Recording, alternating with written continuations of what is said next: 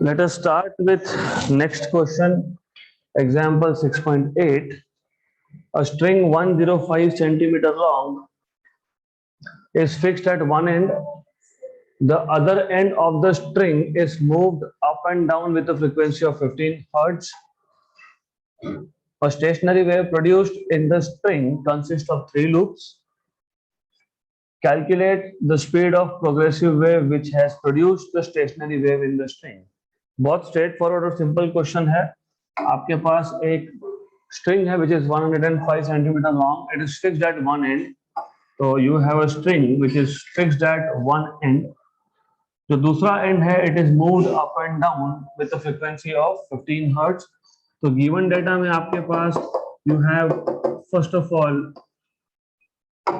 you have length of the string. आपको length of the string दिया है 105 centimetre.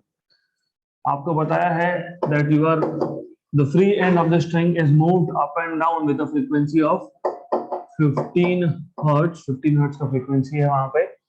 Three loops are produced, so there are three loops, something like this. तो there are three loops, तीन loops है वहां पे, right. And आपको पूछा है calculate the speed of progressive wave which has produced this loop, this stationary wave. So you are supposed to find out speed v and you must know how to find out v. Formula पता होना चाहिए. First of all तीन loop मतलब length equal to 3 lambda by 2, क्योंकि node to node lambda by 2 फिर lambda by 2 फिर lambda by 2. तो this is 3 lambda by 2. तो सबसे पहले आपको ये पता होना चाहिए दैट इज 3 लैम्डा बाय 2. मतलब length of the string is nothing but 3 lambda by 2. तो यहां से आपको लैम्डा मिल जाएगा, यहां से आपको लैम्डा मिल जाएगा 12 बाय 3, 12 बाय 3, राइट. और आपको स्पीड फाइंड करना है, तो speed is not a big challenge here. It is v equal to n lambda. तो आपके पास n है, आपके पास वेवलेंथ है, so you can easily solve this, very easy.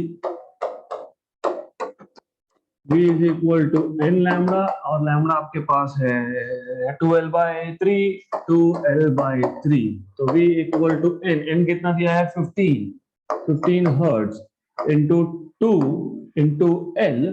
l is 105 centimetre. तो 105 सेंटीमीटर को मीटर में कन्वर्ट कर लो, 10 पावर -2 अपॉन 3. Quite simple. ये भी 3 का फैक्टर है, ये भी 3 का फैक्टर है. 1 and 5, 5 into 2 10, 10 into 10 power -2 is 10 power -1 और यहाँ पे ये आ गया 105. तो 10.5 मीटर पर second. So that's it. That's how you are supposed to solve this question. Simple.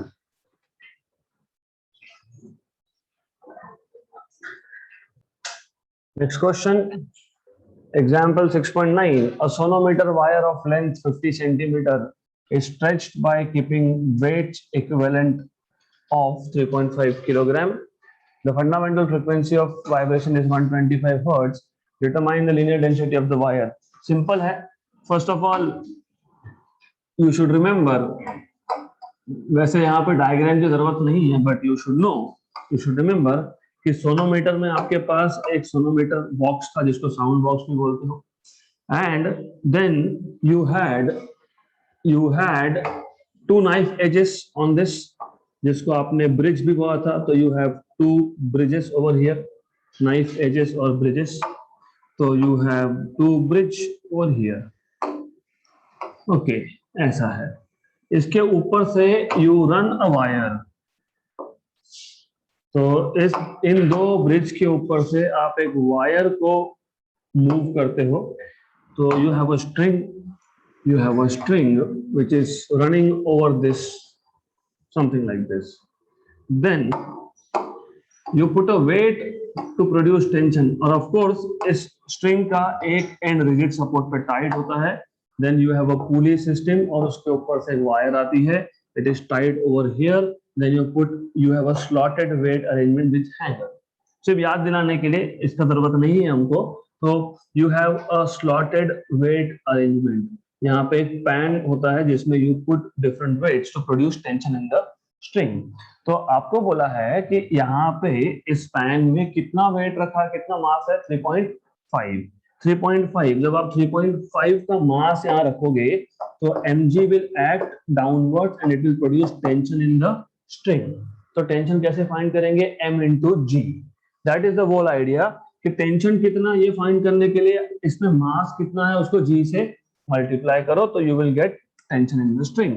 So first of all, in the given quantities, what you know is sonometer wire का length कितना, 50 centimetre. 50 centimetre मतलब half a metre, 0.5 metre. उसके बाद tension कैसे find करोगे, तो m into g, 3.5 into 9.8। You can actually take 10 also, लेकिन बोला नहीं है g की वैल्यू 10 लेना है, तो we will stick to 9.8। Then fundamental frequency of vibration कितना दिया है, 125 हर्ट्ज का। आपको डिटरमाइन क्या करना है, you are supposed to find out what, you are supposed to find out linear density, तो mass per unit length find करना है। और इफ यू रिमेंबर, आपको भी पता होगा फंडामेंटल फ्रीक्वेंसी का फॉर्मूला क्या होता है for a stretch string, 1/2L root of T by M। Exactly for this you need T, क्योंकि लेंथ पता है, N पता है और टेंशन आप फाइंड कर लोगे तो you will be able to find out what is M। तो सिंपल सा क्वेश्चन था, मतलब है, यट टू सॉल्व दिस। तो इसको स्क्वायर कर लो, you will get n square equal to 1/4L square T by M। Therefore M equal to 1/4L square T by N square। Okay, put values and solve। तो you have 1/4L square, L is 0.5 metre, 0.5 metre मतलब 5 × 10⁻⁻1, उसका square कर लो, 5 × 10⁻⁻1 का square कर लो। Tension is 3.5 into 9.8, 34 point something, right. तो या तो 10 ले लोगे तो 35 ही हो जाएगा वो, ठीक है। n square, what is frequency, how much, 125 का स्क्वायर,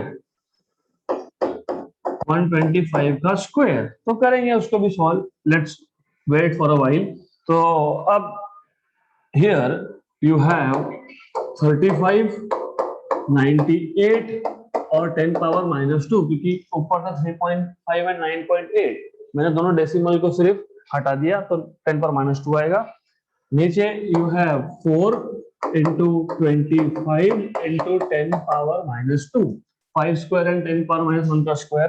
देन 125 का square is 125 into 125, just to simplify calculation, that's it, बाकी कुछ करना नहीं है हमको। 10⁻⁻2 cancel, factor of 5। And otherwise the best thing, इसको अगर आपने 10 ले लिया तो calculation will be pretty simple. So let's see, कुछ और होता है क्या कैंसिल, 7 जा 25 जा 25 into 5। Okay, now what else, क्या कर सकते हैं। और अगर इसको रफली 10 मान लिया होता, रफली तो ये हो जाता 100, 1 जा 4 जा कैंसिल एंड कैंसिल, तो ऊपर आपके पास बचेगा 7 और नीचे आपके पास आएगा 25 into 125, 25 into 125, राइट। कभी भी नीचे अगर 25 आए और अगर आपको कैलकुलेशन सिंपल करने हैं, if you want to simplify calculation, तो मल्टीप्लाई डिवाइड बाय 100 बेस्ट, क्यों, 1 जा 4 जा, 7 into 4 28 अपॉन 125 और ये 10 पावर ऊपर जाके -2। ये भी इजी है वैसे, how do you find out, how do do this. नीचे 125 आए, जैसे वो नीचे 25 था तो मल्टीप्लाई डिवाइड बाय 100, नीचे 125 आया तो मल्टीप्लाई डिवाइड बाय 1000, क्योंकि 125 two is 125 two is 250 right. तो ये 1 जा और ये 8 जा। ओके, तो this is how you are supposed to do calculations without log table, क्योंकि फिर लॉग लोगे एंटी लॉग लोगे, it will take time. 28 into 8 करना तो सबको आता ही होगा। कैसे करते हैं? 28 इंटू 10 कर लो, 280। 28 इंटू 8 करना था, इंटू 10 कर लिया, तो 28 और 28 दो बार एक्स्ट्रा काउंट हो गया, मतलब 56 एक्स्ट्रा काउंट हो गया। तो 280 में से 56 माइनस कर लो। How much is 280 minus 56? 224। तो 224 10 पावर माइनस 2 और ये 10 पावर 3 ऊपर जाके -5। हम क्या फाइंड कर रहे थे? Linear mass density m। तो ऐसा कुछ आना चाहिए, and exactly they have given you 2.19 into 10 power -3। हमारा आया 2.24 इंटू 10 पावर -3। That's it. क्योंकि ये सिर्फ जो 10 पावर -2 था मैंने यहाँ पे एडजस्ट कर दिया। 224 इंटू 10 पावर -5 मतलब 2.24 into 10 power -3 unit mass density है। ये लीनियर मास डेंसिटी है, kilogram per metre, right? It is kg per metre. तो as you can see calculations को भी without help of log table you can do. सिर्फ थोड़ा सा numbers you need to know. तो यहाँ पे क्या किया हमने? टेंशन फाइंड किया बाय mg। तो instead of 9.8 I prefer to take as 10, क्योंकि इससे कैलकुलेशन हमारे हो रहे हैं काफी simple. So I will take 10 instead of 9.8, and then you can just go on simplifying.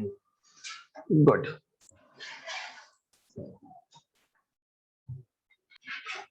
Next question. A wire has linear density 4 into 10 power -3 kilogram per meter. So in the given quantity, सबसे पहले आपको linear density दे दिया 4 into 10 power -3 kilogram per meter. It is stretched between two rigid supports with a tension 360 Newton.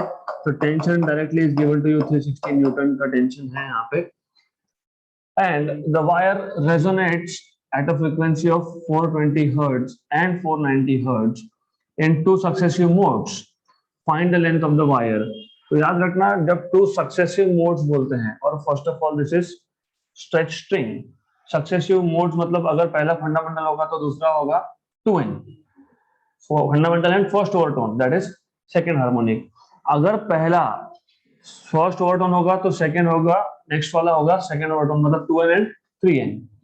अगर पहला 3n होगा 3n and 4n। अगर पहला 4n है तो 4n and 5n। Why I am telling you this? उन्होंने आपको ऐसा नहीं बताया कि कौन सा मोड है, पहला है दूसरा है, उन्होंने बोला है दो सक्सेसिव मोड्स है। सो रिमेंबर कि एक ही डिफरेंस है, पहले मोड में 1 लूप था, दूसरे में 2 लूप, तीसरे में 3 लूप, चौथे में 4 लूप। तो कोई भी दो मोड अगर आपने लिए successive, first second, second third, third fourth, fourth fifth, तो difference will be always 1 loop. तो that is really important for you to know कि डजंट मैटर, आप कोई भी दो सक्सेसिव मोड ले सकते हो, but the difference is going to be 1 loop. अब ये जो दो फ्रीक्वेंसीज दिए हैं आपको, now they are asking you to find out length, तो आपको find करना है length, find length. So what will you do here is, बहुत सिंपल सा क्वेश्चन है। देखो ये जो पहला फ्रीक्वेंसी है इसको मैं n1 बोल देता हूँ। ओके, लेट अस से it is harmonic, not overtone. First harmonic which is fundamental frequency 420 hertz, right? या इसको क्यूथ भी बोल सकते हो, क्यूथ हार्मोनिक। क्यूथ हार्मोनिक के बाद वाला कौन सा हार्मोनिक आएगा? Q plus 1। मैंने इसलिए बताया n, then 2n, then 3n, then 4n, right? तो क्यूथ हार्मोनिक के बाद कौन सा आएगा? Q plus 1। तो Q plus 1 हार्मोनिक का फ्रीक्वेंसी कितना है? 490 hertz, right? You want to find out length.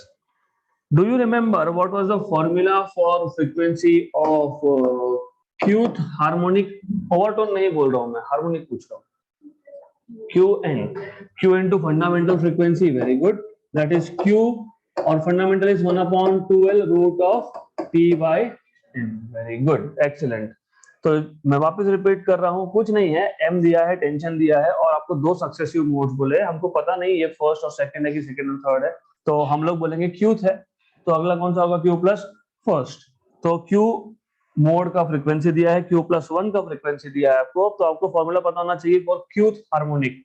This is not overtone, अगर ओवरटोन होता तो P प्लस 1 इनटू फंडामेंटल, क्योंकि ये स्ट्रेच स्ट्रिंग है, स्ट्रेच स्ट्रिंग में all the harmonics are present, तो first order is second harmonic, second order is third harmonic, third order is fourth harmonic, तो pth overtone is P plus 1 harmonic. This is what you need to no.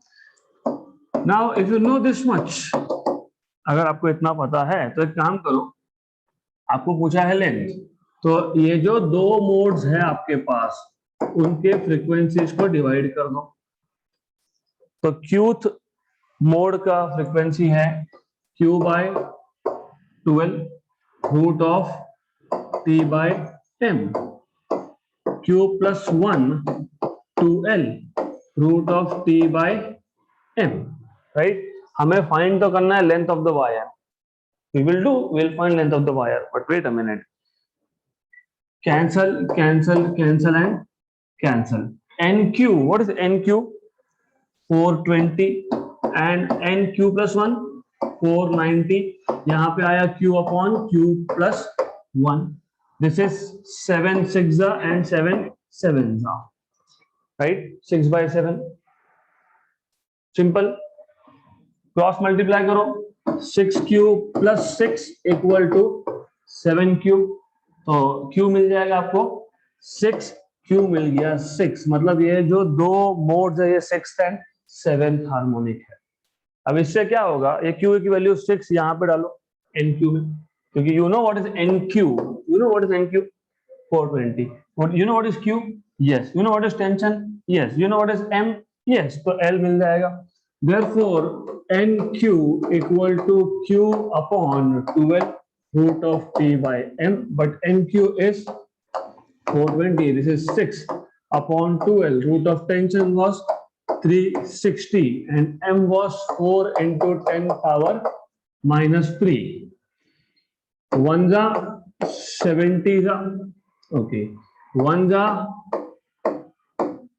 90, ये ऊपर जाएगा, तो 70 equal to 1/12 root of 90 into 10 power plus 3, ये 10 power plus 3 और ये एक zero 10 power plus 4, तो यहाँ से हटा दिया इसको भी हटा देते हैं, 10 पावर प्लस 4, तो 70 equal to 1/12 root of 9 is 3 and this is 10 power 2, right. अब आपको चाहिए था L, तो L equal to 3 into 10 power 2 upon 2 into 70, इसको सॉल्व करना पड़ेगा, whatever it is you have to solve this, this is 1.5 by the way, ये 1.5 है, तो ये आ जाएगा आपके पास 1.5, 1.5, ये ऊपर 100 नीचे 70, मतलब 10 by 7, ऊपर 100 नीचे 70 मतलब 10 by 7, तो 10 by 7 मतलब 15 by 7 मतलब 2 point something, 2 point something, तो आपका आंसर आता है 2.14, एग्जैक्ट आंसर इज 2.14, तो दिस इज 2.14 मीटर। तो ऐसे क्वेश्चन में क्या करना, हमें पता नहीं कौन सा मोड, तो एक मोड को Q बोल दिया, तो सक्सेसिव इसलिए नेक्स्ट मोड आ गया Q प्लस 1। आपको Qth मोड का फ्रीक्वेंसी पता होना चाहिए, मतलब Qth हार्मोनिक का, it is Q upon 12 root of T by M, NQ upon Q plus 1 को डिवाइड करके मिल जाएगा Q, मतलब you now know it is 6th and 7th harmonic. Then Q की value 6, put in this formula again and solve for L, done. Next question. Two sound waves having wavelength 81 centimeter and 82.5 centimeter produce 8 beats per second. Calculate the speed of sound in air. So you have been given two sound waves of wavelength 81 centimeter and 82.5 centimeter. They produce 8 beats per second and you are supposed to find out what is speed of sound in air. तो सबसे पहले आपको याद होना चाहिए produce 8 beats per second मतलब beat frequency. Beat frequency was difference in the frequencies of the two interfering waves. हमारे पास दो साउंड वेव थे, they were interfering, और beat frequency is the difference between the frequencies of the two interfering waves. मतलब ये या तो n1 minus n2 आएगा इक्वल टू 8 या तो n2 माइनस n1 आएगा इक्वल टू 8. अब कौन सा दोनों में से कौन सा केस? तो what I am saying is beat का फ्रीक्वेंसी आपको पता है, it is difference in the frequencies of two interfering waves. तो n1 माइनस n2 या फिर n2 माइनस n1 कौन सा लेंगे? क्योंकि अगर थोड़ा सा भी गलती किया तो आंसर नेगेटिव आएगा. तो सबसे पहले you need to know that frequency is inversely proportional to wavelength. पता है ना ये frequency c by lambda, frequency या फिर v equal to n lambda, right? तो n is v by lambda, तो frequency is inversely proportional to lambda. जिसका wavelength कम उसका frequency ज्यादा. मतलब किसका frequency ज्यादा आएगा? लैम्बडा मतलब फर्स्ट का, right. Therefore n1 is greater than n2, क्योंकि वेवलेंथ कम है तो फ्रीक्वेंसी ज्यादा होगा. देयरफॉर बीट फ्रीक्वेंसी आपको जो दिया है it is n1 minus n2 equal to 8. तो सबसे पहले डिसाइड करो कि दोनों में से कौन सा, और वो डिपेंड करता है वेवलेंथ पे. जिसका वेवलेंथ कम होगा उसका फ्रीक्वेंसी ज्यादा होगा. Then once you know this, अब आपको फाइंड क्या करना है? velocity of sound in air. So you are supposed to find out velocity of sound in air. मतलब you are supposed to find out v. Then you should know how to solve this. How will you solve this? कैसे करेंगे? Easy है. अरे हाँ, formula अभी मैंने बताया बोलते बोलते. v equal to n lambda मतलब n equal to v by lambda, where v is speed of sound in air. तो सिंपल सा क्वेश्चन है, सिंपल सा सॉल्यूशन है. आपके पास what you have been given is n1 minus n2 equal to 8. तो n1 will be v by lambda 1, n2 will be v by lambda 2 equal to 8. v निकाल लो common, 1 by lambda 1 minus 1 by lambda 2 equal to 8. तो यहाँ पे you will have to solve this, which is equal to v equal into 1 by lambda 1 is 1 by 81. 1 by 81 हम centimetre में ही निकाल लेंगे, metre में बाद में कन्वर्ट करेंगे. 1 by 81 minus 1 upon 82.5 equal to 8. Cross multiply, you will have 82.5 minus 81 upon 81 into 82.5 equal to 8. तो ये ऊपर आपका पास आ गया 1.5. 1.5 नीचे है 81 और यहाँ पे है 82.5 इक्वल टू 8. ऊपर 1.5 फैक्टर ऑफ 3, नीचे 81 फैक्टर ऑफ 3, 82.5 फैक्टर ऑफ 3. तो एक काम करो, ये पॉइंट और पॉइंट को हटा दो, तो 15 अपॉन 82.5. 3 5 जा, दिस इज 27.5, राइट है ना. 27 इंटू 3 इज 81, राइट. और 0.5 मतलब 3 का 0.5 इज 1.5, करेक्ट. 27.5. तो ऊपर आपके पास है 5, नीचे है 27.5. वापस से 1 जा and this is 5.5. Very good. तो देयरफॉर लास्टली ये 81 5.5 वहां पर जाएगा, तो 8 इंटू 81 इंटू 5.5. पहले तो 5.5 इंटू 8 कर लो, it is far more easy. 55 8 जा, 550 में से 110 गए, 440, तो 44, very good, this is 44 into 81। अब ये आपको आना चाहिए 81 into 44, how much is that? 3564, 3564 पक्का? 3654 या 3564? 3564, that is 3564।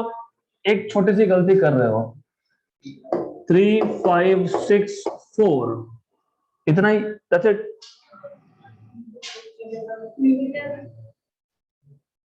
What is this?